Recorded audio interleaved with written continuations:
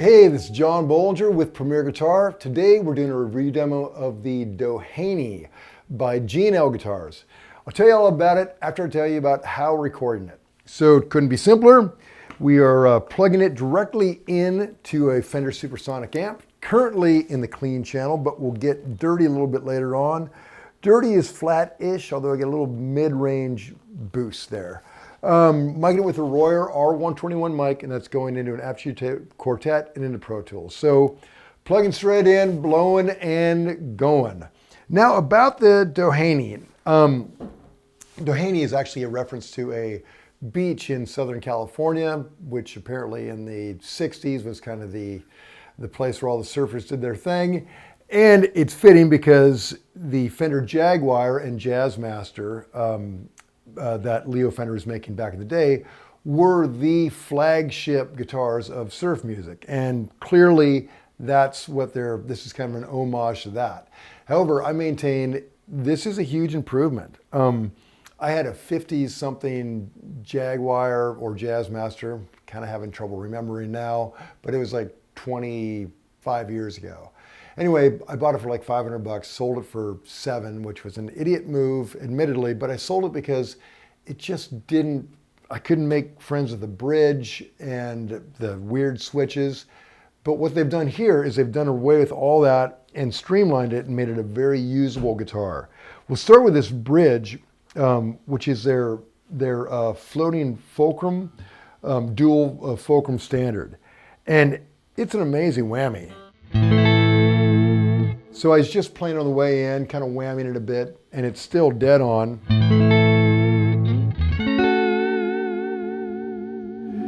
And that's without the benefit of like locking tuners or anything like that. It's just the bridge and a bone nut. But man, hunkered in there, and you can really move on it.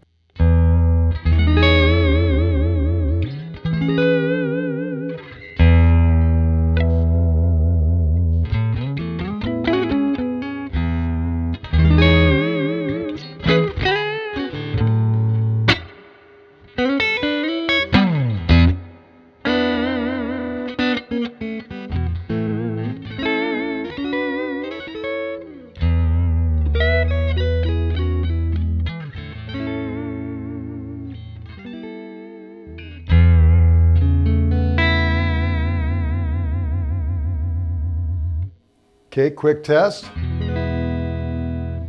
Okay, man, I mean, it's not like we paused the tape and I tuned. This is live and that's in. I mean, that's about as in as I ever am. So pretty great. That's a great bridge. And this is nothing new.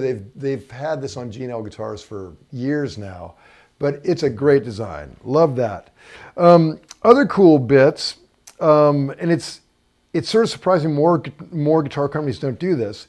The controls, you have a master volume, which I like. And right here you have, this is your tone, so you can, roll it down to whatever.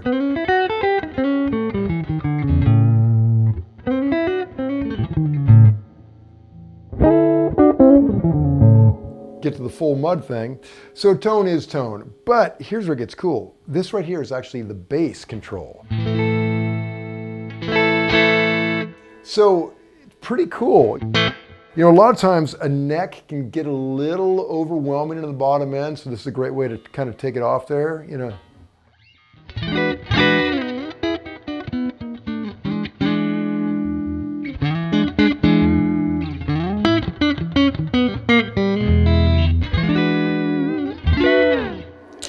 gets great, put her in the bridge and roll that way down.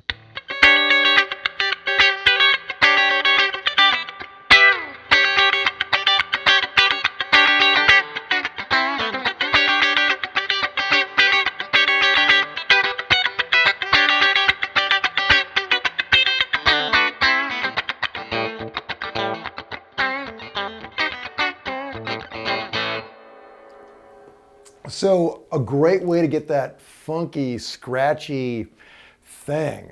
And which brings me to the pickups. They're really their own thing. They're not really a twang. They've got kind of their own tone to it. So here we are on the bridge. Now, a lot of you might think this is like the ASAT that Leo made back in the day when he first the early days of G&L. But these pickups are actually the new magnetic field design jazz pickup, which is the first on any G&L guitar.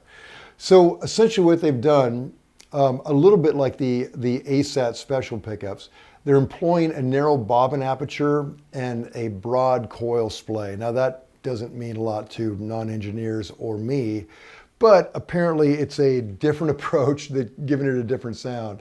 And they're using a traditional formvar wire, which is kind of that old school approach. Whatever they're doing, kind of a melding of old and new, it's really effective. These are great sounding pickups. Like this bridge alone.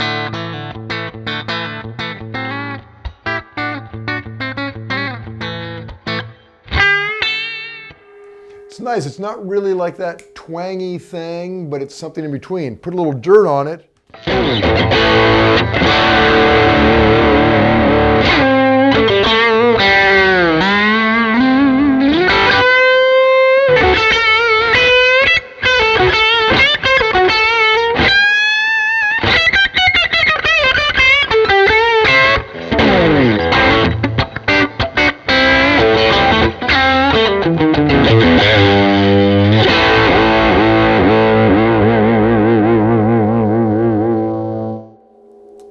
You know, it's kind of, it's a little Fendery. It's not, I mean, definitely not a humbucker, but it's not, you know, it's certainly not like a Strat or a Tele. It's its own thing.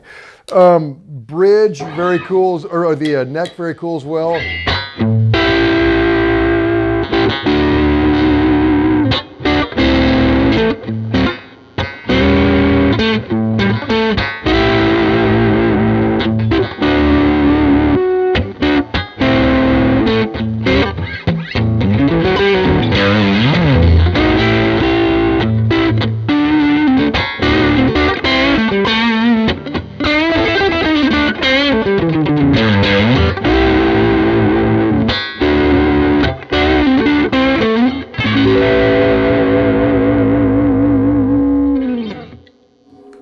In between the two, equally cool.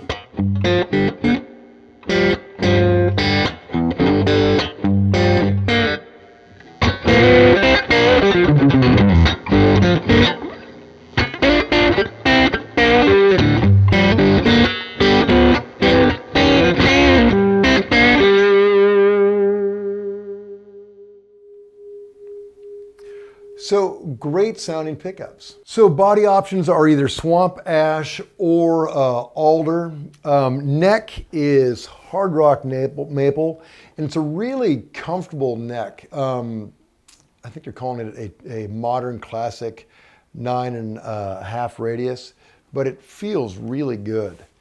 Scale is 25.5. I like those big block inlays, very cool.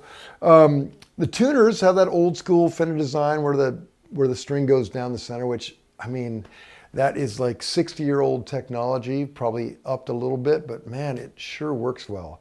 I've got, you know, some old 50s Fenders, and that old design is just great. They really got it right the first time. And it's cool that Leo, or the guys that are following in his footsteps, are still utilizing some of those bits. Other details include 21 medium jumbo frets, and they feel a little large, but you know, but good. I'm not a big fret guy, but these are biggish, but they feel good.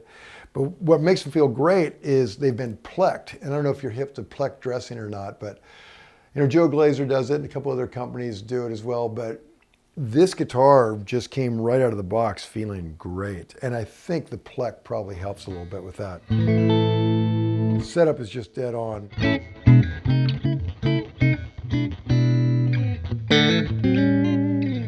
And it comes with a killer old school case, which I love. So those are the basic deals on the Doheny by G&L. To read the full written review, go to premierguitar.com. While you're online, make sure you like us on Facebook. Subscribe to our YouTube channel. Poke around the PG site, Instagram, Twitter. Have the hard copy sent to your house. Why not? This is John Bolger. Till next time.